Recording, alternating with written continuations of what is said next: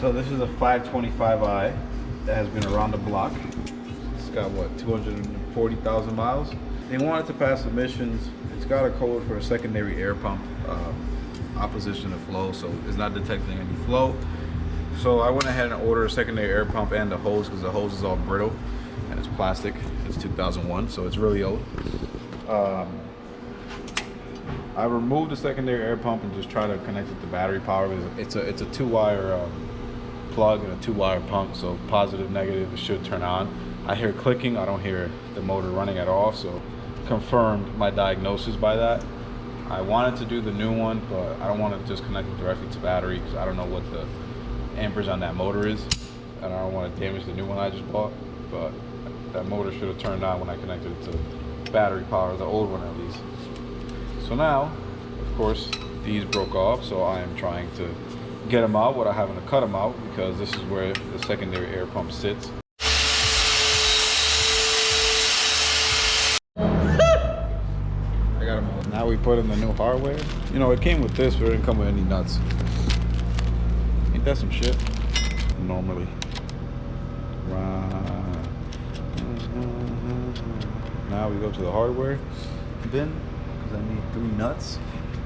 It's a Ekumi pump, new hardware.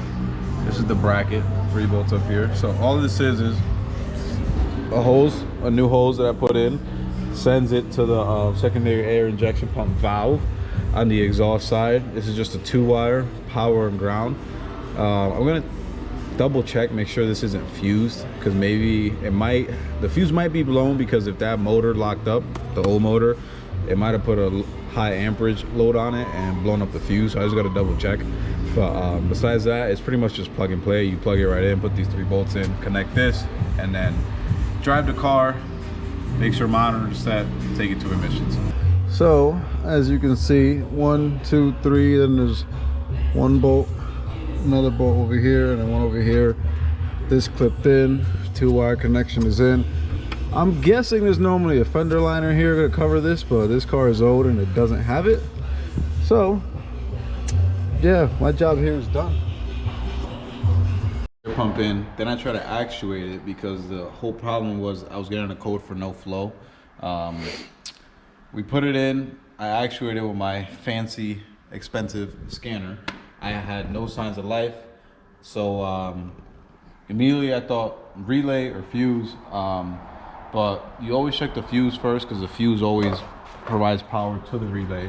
Of course, with all in BMW fashion, BMW being BMW and doing BMW things, the fuse is down here under the seat.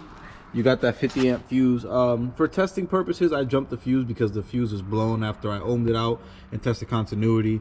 It came back OL, reading open circuit. So I used my little magnetic test leads with alligator clips, jumped the fuse for testing purposes, and now we come over here and confirm that that was the issue all along. What probably happened was the pump went bad.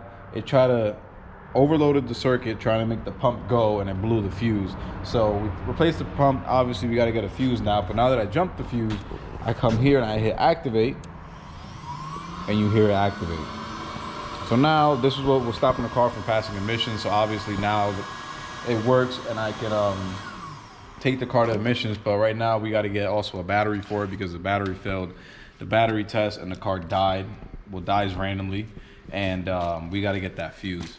So that's kind of where we're at with the car, but pretty much diagnostic wise, we figured everything out that was wrong with it.